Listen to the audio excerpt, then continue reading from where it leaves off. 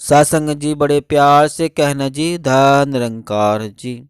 महापुरुषों, आज के बहुत ही सुंदर एक विचारधारा, विचार भावना और बहुत ही सुंदर ये विचार हैं जो मन को भाएंगे, अच्छे लगेंगे और जिससे हमारे ज्ञान भी बढ़ेगा। तो आइए ज्ञान को बढ़ाते हैं, लेते हैं माँ सुदीक्षा जी से रहमते। और दास निवेदन कर रहा है कि अगर आपने अभी तक चैनल को सब्सक्राइब नहीं किया है तो संदेश निरंकारी का चैनल को सब्सक्राइब कर दीजिए और बेल आइकन भी प्रेस कर दीजिए। महापुरुषों, जब एक शिशु जन्म लेता है तो उसको नवजात शिशु ही कहा जाता है, जबकि एक रूह के माध्यम से वह एक शरीर ही होता है। उसके बाद ही उसे लिंग भेद के अनुसार पुल्लिंग या स्त्रीलिंग का रूप कहा जाता है।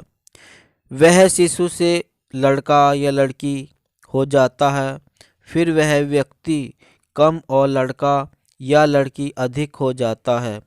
धीरे धीरे अपने अपने कर्म, व्यवहार, आचरण, शिक्षा, प्रतिष्ठा, ज्ञान और पद के साथ साथ वह एक व्यक्तित्व को धारण कर लेता है। फिर वह उस व्यक्तित्व यानी आवरण को अपना मुखौटा बना लेता है और अपने आप से दूर भागने लगता है। सत्संगत इस प्रकार लगभग हर इंसान अपनी में और मेरी से जुड़ा रहता है। इस तरह एक दूसरे से दूरी होनी आरंभ हो जाती है। अच्छाई बुराई, शुभ अशुभ, ठीक गलत, सच झूठ, छोटा बड़ा आदि उसकी आदत सी हो जाती है। सासंगत संस्कार धीरे धीरे हमारे चित्त में घर बना लेते हैं। यही प्रवृत्तियां इंसान को इंसान नहीं रहने देती।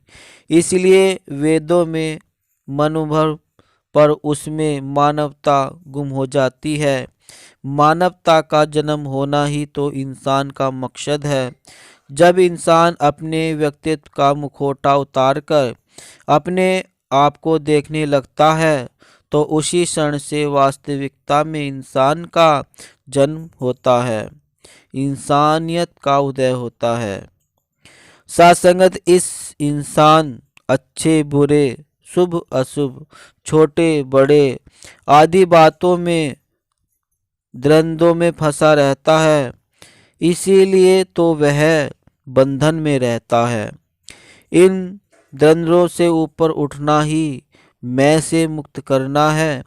परंतु उसे हम अच्छाई और शुभ आदि को अभिमान का साधन बनाकर अपने व्यक्तित्व की गरिमा को भी खंडित कर बैठते हैं। वैसे तो व्यक्तित्व अपने आप में कुछ भी नहीं है, मात्र मुखौटे के हमारे अंदर अच्छाई का अभिमान और बुराई की आलोचना का भाव प्राय बहुत अधिक हो जाता है। सासंगत और अच्छाई को तो सर पर भी चढ़ा लेते हैं। हमें अच्छाई का भी मनोभाव से त्याग करना आवश्यक है। बुराई से तो बचना ही है। जैसे दर्पण है, वह किसी का भी तिरस्कार नहीं करता, चाहे उसके सामने कोई खूबसूरत आ जाए या बदसूरत, बेकत हो या कमजोर, अधेड़ हो, राजा हो, भिखारी हो, शिक्षक हो, विद्यार्थी हो। इसी दर्पण की तरह ही हमारी आत्मा है। न तो वह भेद करती है और न ही उसमें कोई भेद है। भेद तो हम स्वयं अपनी इच्छानुसार अपने निहित स्वार्थों के कारण करते रहते हैं। जब हम अपनी आत्मा में स्थिर होकर सबको एक दृश्य की भांति देखना आरंभ कर देते हैं, तब रूहानियत की शुरुआत अपने आप ही होती है।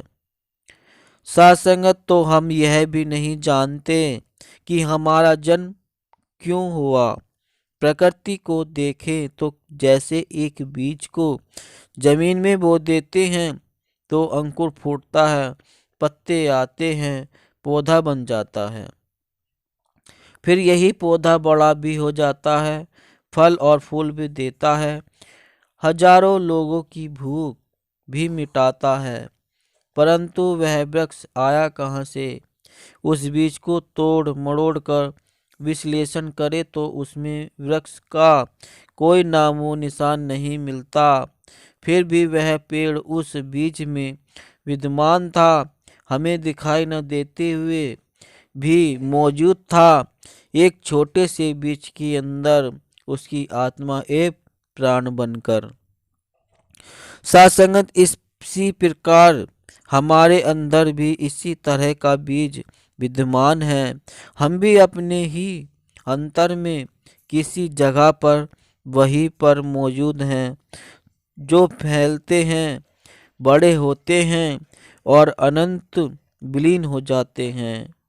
परंतु हम सभी यह देख भी रहे हैं और यह जान भी रहे हैं कि हमारे अंदर भी परमात्मा उसी बीज की तरह विद्यमान है और हमें प्रकट हो रहा है।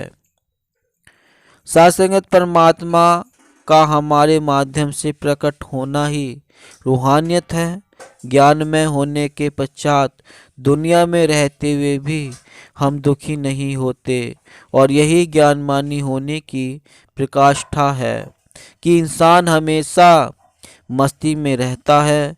वस्तुतः यही जमीन कला भी है जो भगवान के दर्शन कर लेते हैं और मानते हैं कि मैंने भगवान को देख लिया है, जान लिया है। जिसने जान लिया है उसके अंतकरण में परिवर्तन हो जाता है।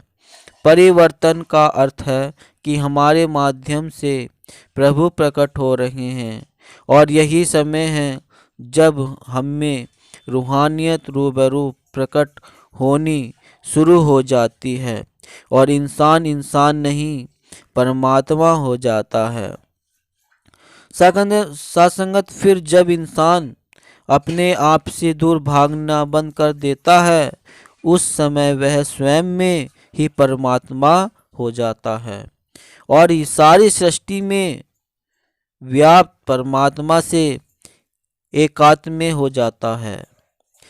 इस स्थिति में सारे भेद समाप्त हो जाते हैं और अकर्ता भाव का जन्म भी अनायास ही हो जाता है।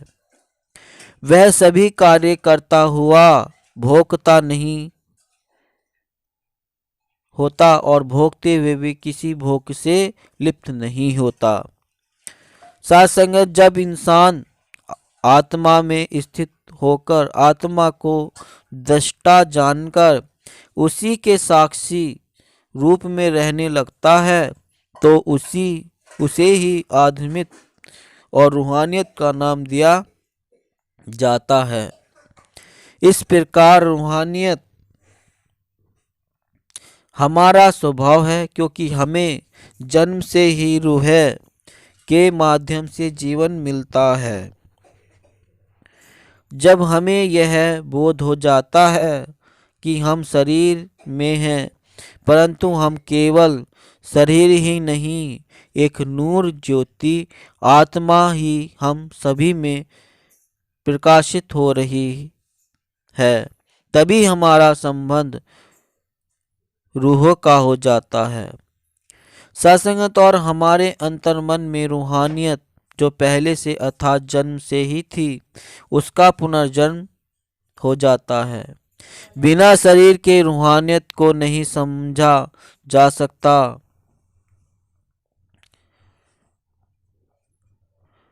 बिना शरीर के रूहानियत को नहीं समझा जा सकता, यह भी अति आवश्यक है। तन दी सादी मंदे ओल्हे रूहे दा ए संबंध है। अवतार गुण दे वचन मन ने स्वर्ग दा ए आनंद है। रूहानियत की यही शिक्षा संपूर्ण अवतार वाणी में भी दी गई है। जैसे एक बर्फ का टुकड़ा पानी में डाल देते हैं तो वह उसी पानी में घुलकर पानी के साथ पानी हो जाता है। वह अपनी पृथकता अर्थात आकार को उसी में विसर्जित कर देता है। वास्तव में बर्फ ही तो पानी का गहन रूप ही है। इसी प्रकार हम सभी जीव हैं तो इसी से पर परमात्मा के अंश, परंतु अज्ञानतावश अपने शरीर को नाम रूप आदि अनेक उपलब्धियों में सुसज्जित कर लेते हैं। जैसे ही हम उपलब्धियों को हृदय भाव से शून्य कर देते हैं तो हम हमारी रूहों के साथ एक हो जाते हैं। फिर आत्मा परमात्मा एक हो जाते हैं। फिर इंसानियत और रूहानियत में कोई भेद नहीं रह जाता और दोनों एक ही हो जाते हैं। तो सत्संगत दास निवेदन कर रहा है कि अगर आपने अभी तक चैनल को सब्सक्राइब नहीं किया है तो संदेश निरंकारी का चैनल को सब्सक्राइब कर दीजिए, बेल आइकन प्रेस भी कर दीजिए। दास मनीष लेता है आपसे इजाज़त, फिर मिलता है नेक्स्ट वीडियो में। प्यार से कहना जी, धन निरंकार जी।